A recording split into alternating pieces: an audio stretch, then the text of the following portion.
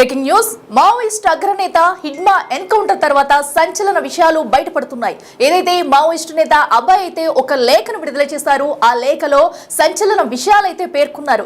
అయితే హిడ్మాని ఎవరో వాంటెడ్ గానే పట్టించారన్న కోణంలో అయితే ఆ లేఖలో పేర్కొన్నట్లు తెలుస్తుంది. ఎందుకంటే హిడ్మా ఎన్కౌంటర్ ముందు కూడా అటు విజయవాడ ఆసుపత్రికి వచ్చి ట్రీట్మెంట్ చేసుకుంటున్నట్టు, ఆ ట్రీట్మెంట్ చేసుకున్నప్పుడే ఎవరో లొంగిపోయిన మావోయిస్టులే వాళ్ళకి డీటెయిల్స్ ఇచ్చారన్నట్టుగా కూడా అయితే ఇప్పుడు పలు అనుమానాలు వ్యక్తమవుతున్నాయి. దీనికి సంబంధించి మొత్తం కూడా అసలు హిడ్మాని వాంటెడ్ గానే ఎవరు పట్టించారు? సొంత పార్టీ నేతలే హిడ్మాను పట్టించారా? అసలు విజయవాడలో ట్రీట్మెంట్ తీసుకుంటున్న ఎవరి ద్వారా బయటకు వచ్చింది? సో లొంగుబాటుదారులు ఎవరైనా వెళ్లి హిడ్మా ఉన్న ఆసుపత్రి ప్లేస్ అయితే వాళ్ళకి చెప్పారనే అనుమానాలు అయితే ప్రస్తుతం బయటకు వస్తున్నాయి. అయితే హిడ్మా ఎన్కౌంటర్ తర్వాత ఆ మావోయిస్ట్ నేత అభయ్ అయితే ఒక సంచలన లేఖ విడుదల చేశారు. ఇదంతా ఒక కుట్ర అంటూ ఇప్పటికే అభయ్తో పాటు మావోయిస్టు నేతలంతా కూడా దీనిపై అయితే మండిపడుతున్నారు. ఎందుకంటే లొంగిపోయిన వారిని కూడా ఎన్కౌంటర్లు చేస్తున్నారు. వాంటెడ్ గా వారు మావోయిస్టులను హతం చేసేందుకు కూడా ఇదంతా కుట్రలో భాగంగానే ఇదంతా చేస్తున్నారంటూ కూడా ఇప్పటికే పలువురు అయితే దీనిపై అసహనం వ్యక్తం చేస్తూ వస్తున్నారు. అయితే మరో పక్కనైతే హిడ్మాను ఎన్కౌంటర్ చేసిన అనంతరం రేపు రాష్ట్ర వ్యాప్తంగా కూడా సంతాప దినంగా ప్రకటించాలంటూ నిరసన వ్యక్తం చేసేందుకైతే మావోయిస్టు పార్టీ రెడీ అయింది. ఈ క్రమంలో కూడా అంతా హై అలర్ట్ ప్రకటిస్తున్నారు. రేపు ఎటువంటి అనవసరమైన రాదంతాలు చోటు చేసుకోకుండా, ఎక్కడ ఉద్రిక్త పరిస్థితులు తలెత్తకుండా ఉండేందుకు కూడా అయితే ఇప్పటికే హై అలర్ట్ ప్రకటించారు. అయితే అభయ్ ఏదైతే లేఖలో పేర్కొన్నారో ఆ లేఖ కూడా మనం బిగ్ టీవీ స్క్రీన్ మీద విజువల్స్ లో చూస్తున్నాం ఇప్పుడు.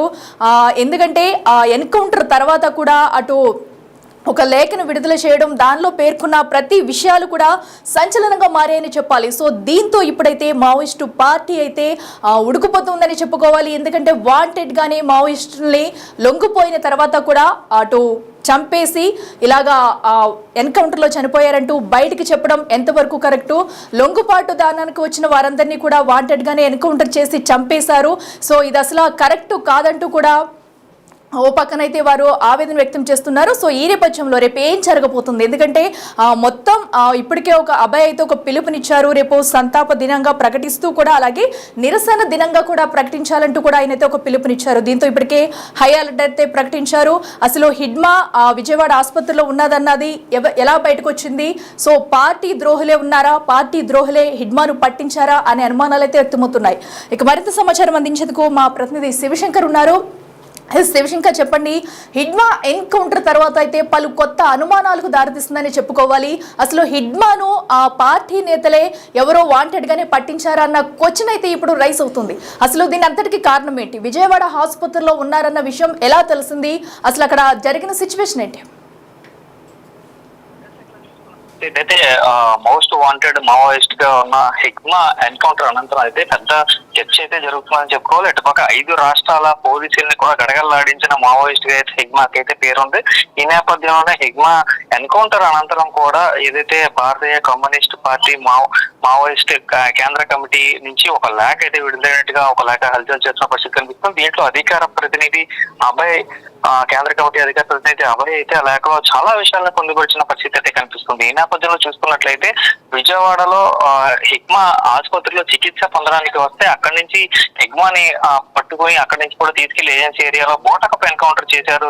దీన్ని నిరసన దినంగా ప్రకటించి దీనికి నిరసిస్తూ కూడా 23వ తేదీన దేశవ్యాప్తంగా బంద్కు పిలుపునిచ్చారు. నిరసన చేయాలంటూ కూడా పిలుపునిచ్చిన నేపథ్యం అయితే కనిపిస్తుంది. కామ్రేడ్ హిడ్మా అలాగే కామ్రేడ్ రాజీలతో పాటు కొంతమందిని విజయవాడ నవంబర్ 15వ తేదీనే అదుపులోకి తీసుకున్నారని, వారందరినీ పట్టుకుని ఘోరంగా హత్య చేశారంటూ కూడా లేఖలో పొందుపరచడం అయితే ప్రస్తుతం అయితే చర్చనీయాంశంగా మారిందని చెప్పుకోవాలి. అయితే దీనికి సంబంధించి ఇదంతా కూడా బోటకపు ఎన్కౌంటర్, వారిని తీసుకుని వెళ్లి అక్కడ అడవుల్లోకి తీసుకువెళ్లి బోటకపు ఎన్కౌంటర్ చేసి హతమార్చారని కూడా చెప్తున్న పరిస్థితి కనిపిస్తుంది. అయితే ఈ నేపథ్యంలో చూసుకున్నట్లయితే రేపు జరగబోయే బంద్ నేపథ్యంలో అయితే పోలీసులు హై అలర్ట్ అయ్యారని చెప్పుకోవాలి. ఏజెన్సీ వన్యం ఏరియాలో ఉన్న ఎమ్మెల్యేలకి, ఎమ్మెల్సీలకి, అలాగే ఎంపీటీసీ స్థాయి దగ్గర నుంచి కూడా ఎమ్మెల్యే, ఎమ్మెల్సీ వరకు కూడా పూర్తిగా అందరి నాయకులు కూడా మన్యం వదిలి సిటీస్ లోకి వెళ్ళిపోవాలంటూ కూడా ఇప్పటికే చెప్పిన పరిస్థితి కనిపిస్తుంది. మైదాన ప్రాంతాల్లోకి వెళ్ళిపోవాలి, ఎవరు కూడా ఏజెన్సీ ఏరియాలో ఉండొద్దంటూ కూడా ఇప్పటికే పోలీసులు నోటీస్ ఇచ్చిన పరిస్థితి నేపథ్యం కనిపిస్తుంది. ఇటు రంపచోడవరం ఎమ్మెల్యే కావచ్చు, రంపచోడవరంలో ఎమ్మెల్సీగా ఉన్న వైసీపీ ఎమ్మెల్సీ అనంతబాబు కావచ్చు, వీరందరినీ కూడా ఇప్పటికే ఇక్కడ నుంచి కూడా మైదాన ప్రాంతాల్లోకి వెళ్ళిపోవాలి అని కూడా ఇప్పటికే చెప్పిన పరిస్థితి కనిపిస్తుంది. అంటే రేపు జరిగే ఒకవేళ రేపు ఏదైనా ఉధృత పరిస్థితులు జరిగితే గనక వీరందరూ అక్కడ ఉండకుండా ఉండాలని ప్రజాప్రతినిధుల్ని అందరినీ కూడా ఇప్పటికే మైదాన ప్రాంతాల్లోకి వెళ్ళిపోవాలని పోలీసులు అప్రమత్తమై నోటీసులు ఇచ్చిన పరిస్థితి కూడా ఇక్కడ కనిపిస్తుంది. అఖిల, అయితే శివశంకర్ ప్రధానంగా ఏదైతే విజయవాడ హాస్పిటల్లో జాయిన్ అయ్యారన్న విషయాన్ని అయితే ఎలా బయటకు వచ్చింది అనేది ప్రస్తుతం అయితే సస్పెన్షన్ గా మారిందని చెప్పాలి. అసలు ఎప్పుడు వచ్చి అక్కడ జాయిన్ అయ్యారు, అనంతరం కూడా ఈ విషయం ఎలా బయటకు వచ్చిందనే డీటెయిల్స్ ఏమైనా తెలుసాయా? అక్కడ చూసుకున్నట్లయితే దీనికి సంబంధించి ప్రధానంగా వినిపిస్తున్న పేరు దేవ్జయ్. దేవ్జయ్ ఎక్కడ ఉన్నారు, దేవ్జయ్ కూడా పోలీసులు అండర్లోనే ఉన్నారు. దేవ్జయ్ ఇచ్చిన సమాచారంతోనే హెడ్మాని హతమార్చారనే టాక్ అయితే పెద్ద ఎత్తున వినిపిస్తున్న పరిస్థితి కనిపిస్తుంది. ఎందుకంటే దేవ్జయ్ గురించి డిఎస్పీని ప్రశ్నించినప్పుడు కానీ లేదంటే ఆ టాపిక్ వచ్చినప్పుడు కానీ దేవ్జయ్ అండర్లో లేరని పోలీసులు చెప్తున్న పరిస్థితి కనిపిస్తుంది. కానీ అభయ్ రాసిన లేఖలు కూడా స్పష్టంగా పొందుపరిచారు. పార్టీ ద్రోహులు ఉన్నారు, పార్టీ ద్రోహులే హెడ్మా చనిపోవడానికి కారణం అయ్యారు, ఇలాంటి ఒక కామ్రేడ్ ని కోల్పోవడానికి కారణం పార్టీలో ఉన్న ద్రోహులే అంటూ కూడా స్పష్టంగా లేఖలో పొందుపరిచిన పరిస్థితి కనిపిస్తుంది. ఈ నేపథ్యంలోనే హెడ్మాకి అత్యంత సన్నిహితంగా ఉన్న వ్యక్తులు ఎవరో ఇన్ఫర్మేషన్ ఇచ్చారనేది, ఆ ఇన్ఫర్మేషన్ ఏంటనేది కూడా ఖచ్చితంగా ఆ మావోయిస్ట్ పార్టీ వారి దగ్గర నుంచి ఆ భయ వారికి కూడా పూర్తిగా అయితే సమాచారం ఉన్నట్లుగా అయితే చెప్తున్న పరిస్థితి అయితే కనిపిస్తుంది. శివశంకర్, అయితే రేపు వీళ్ళు మొత్తం కూడా ఏదైతే సంతాప దినంగా ప్రకటించారో అలాగే నిరసన కూడా వ్యక్తం చేయబోతున్నారు. అయితే ఏ ప్రాంతాల్లో ప్రధానంగా హై అలర్ట్ ప్రకటించారు? చూసుకున్నట్లయితే ఏజెన్సీ ఏరియాలోనూ అలాగే రద్దీ ఎక్కువ ఉండే ఏరియాలో అయితే పోలీసులు హై అలర్ట్ అయ్యారు. ఇటు పక్కన విజయవాడ సచివాలయం దగ్గర నుంచి కూడా మొత్తం అన్ని ఆంక్షలు నడుస్తున్నాయి. ఏదైతే ఈ ఎన్కౌంటర్ తర్వాత నిరసనల నేపథ్యంలో ఈ లేఖ విడుదలైందో నిన్నటి నుంచి కూడా ఏపీ సచివాలయంలో కూడా ఉద్యోగులను కూడా పూర్తిగా ఐడి కార్డులు చెక్ చేసి ఐడి కార్డులు చెకింగ్ అంతా కూడా చేసే లోపలికి పంపిస్తున్న పరిస్థితి కనిపిస్తుంది.